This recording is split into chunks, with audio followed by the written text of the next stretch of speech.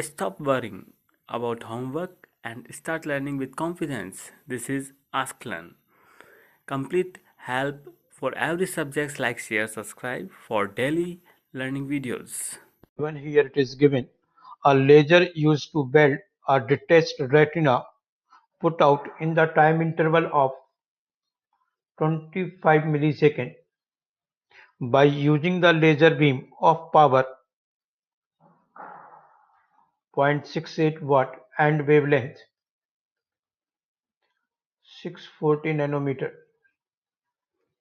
What is the energy that we have to calculate and number of photons incident?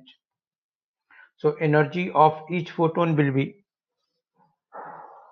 energy of the beam will be P into delta T, that is 0.68 into 25 into 10 to the power minus 3.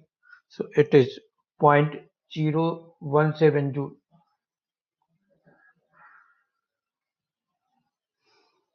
Number of photons is equal to total energy upon energy of a photon. Energy of photon will be Sc by lambda. So that is E into lambda upon H into C.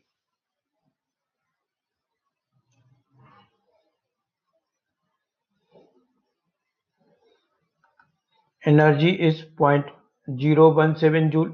Wavelength is 640 nanometer. H is 6.63, 10 to the power minus 34. C is the speed of light, 3 into 10 to the power 8 meter per second. So it is to be 5.5 into 10 to the power 16 photons. That's all. Thanks for